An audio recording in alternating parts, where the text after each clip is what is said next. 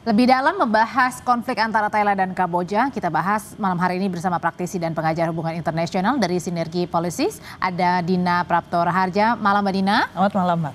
Dan juga bergabung bersama kami ada warga negara Indonesia yang sekaligus juga mahasiswa S2 yang saat ini sedang berada di Chiang Mai University dengan Muhammad Khalid Wardana. Malam waktu Thailand, Mas Khalid. Selamat malam Mbak.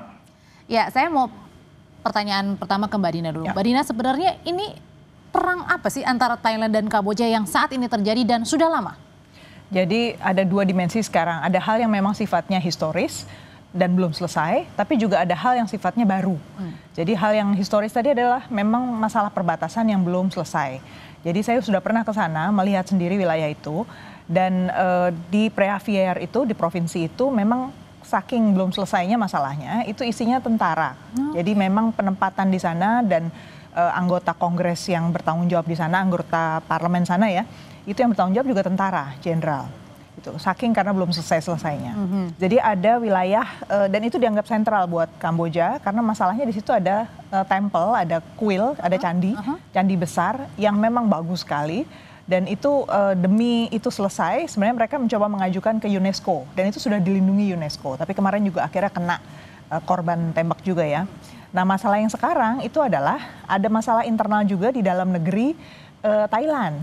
Tempo hari kejadian yang terakhir itu adalah Perdana Menterinya. Betul, soal Perdana Menteri. Jadi di dalam negeri Thailand ini masalah yang nggak selesai sejak mereka pemilu 2023. Jadi saya melihat dimensinya militerisasi di dalam Thailand ini juga menguat, sehingga ketika ada hal apapun yang memantik pihak militer di Thailand, bahkan dari internal Thailand sendiri, itu bisa dijadikan alasan ya untuk kemudian saling menyerang begitu. Betul. Oke, saya juga mau menyapa nih yang dari Chiang Mai, ada Mas Khalid. Mas Khalid, saat ini sekarang berada di Chiang Mai ya. Kalau dari Chiang Mai sampai ke tadi perbatasan Thailand dan Kamboja yang saat ini sedang baku tembak ini atau perang begitu ya.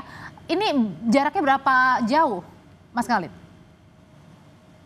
Untuk jaraknya dari Chiang Mai ke Kamboja ini lumayan jauh, mungkin sekitaran 12. Berapa jauh, Mas Khalid? Iya, Mas Khalid? Itu pun untuk ke Bangkok. 12 jam. 12 jam ya Mas ya tadi ya? 12 Karena terputus-putus. sampai 16 jam, ya. Oh oke, artinya Karena cukup untuk jauh. perbatasan yang lebih jauh dari. Oke, Ya benar, cukup jauh. Iya, Mas Khalid, ini kan saat ini destinasi Thailand ya, terutama ya, ini masih menjadi prioritas buat warga negara Indonesia pergi ke sana. Kalau dari Mas Khalid tahu, sebenarnya ada nggak sih untuk penutupan sementara atau imbauan untuk tidak ke sana dulu? Untuk saat ini. Oke, ya Mas Khalid sambil diperbaiki saluran komunikasinya karena agak terputus-putus. Saya kembali lagi ke Mbak Dina. Mbak Dina, jadi ini adalah tadi ada dua ya, karena tadi ada temple di sana, ada candi yang kemudian Kamboja ingin klaim bahwa perbatasan itu milik Kamboja dan sebaliknya Thailand pun. Jadi ada wilayah ini tuh sebenarnya perbatasan antar gunung ketemu gunung.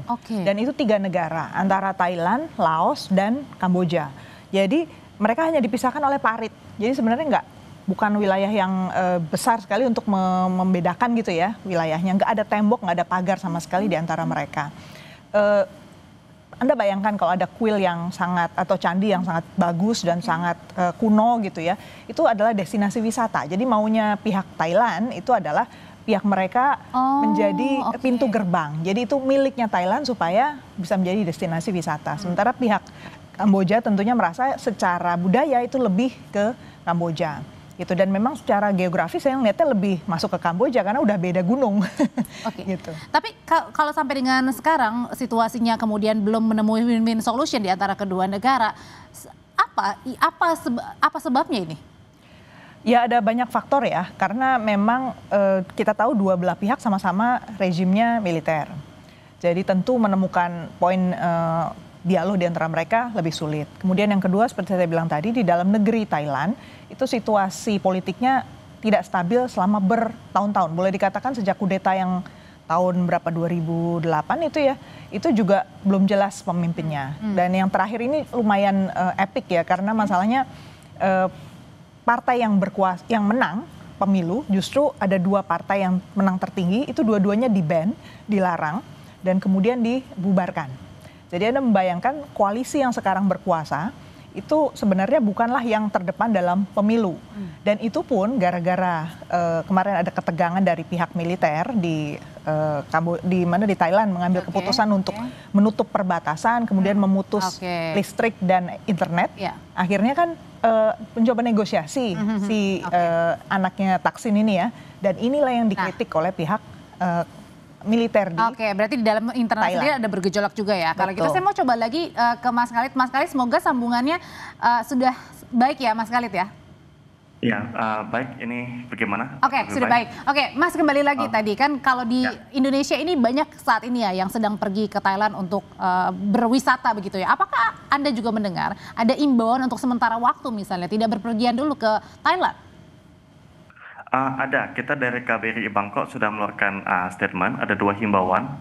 Yang pertama adalah himbauan yang pertama mengenai kejadian yang ada sekarang ini, itu konflik antara Thailand dan Kamboja. Diminta untuk tetap bertenang, berhati-hati, dan juga dari pihak Thailand sudah mengeluarkan himbauan juga.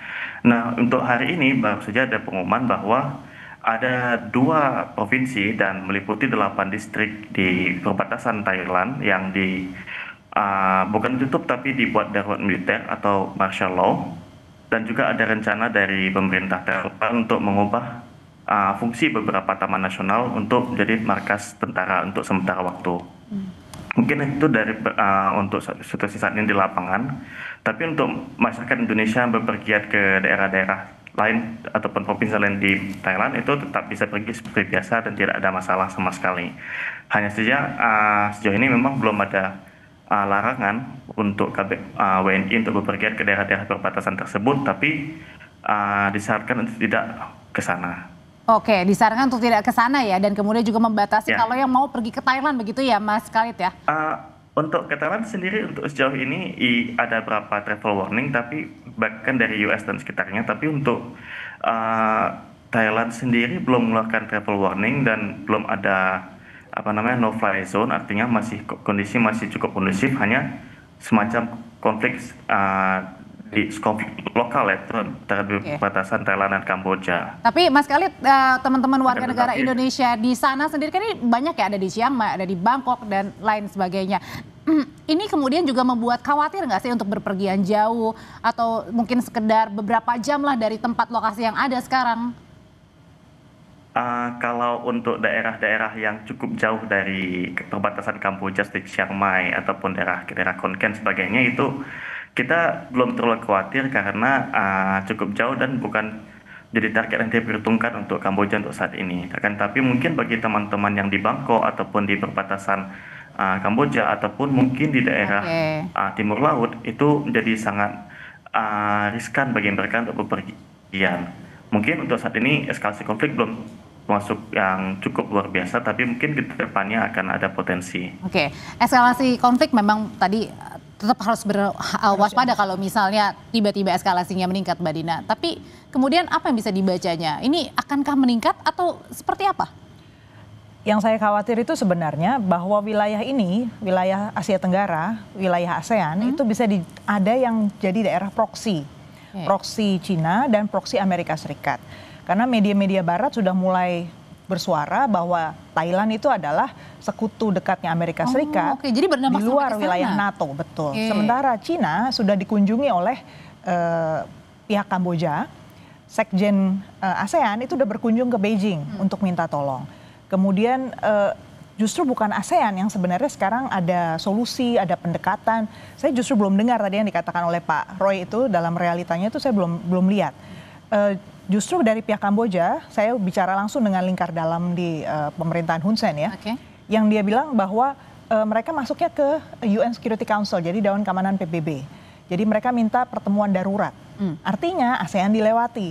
Jadi ini kan artinya degradasi peranan ASEAN di situasi global yang sangat tidak pasti. Dan walaupun ini konflik misalnya cuman sekedar jarak jauh ya, nggak sampai invasi masuk ke dalam, resikonya apa? Dukungan dari pihak asing itu kan nggak harus dalam bentuk senjata saja ya, tapi bisa dalam bantuan teknis, kemudian pencitraan satelit, terus counter intelligence, hal seperti ini udah menunjukkan bahwa kawasan kita itu mudah dipenetrasi pihak asing. Itu yang saya pikir harus diwaspadai betul. Dan itu juga menjadi satu kekhawatiran juga kan kalau misalnya tadi pihak-pihak yang kemudian di dalam ASEAN sendiri juga tidak saling bahu-membahu, gercep juga ini jangan-jangan bisa jadi nanti yang pihak luar juga ikut mengganggu dan akhirnya bisa jadi ASEAN-nya juga jadi kita deg-degan nih. Yang sudah menonjol soalnya menyodorkan untuk mediasi adalah Tiongkok.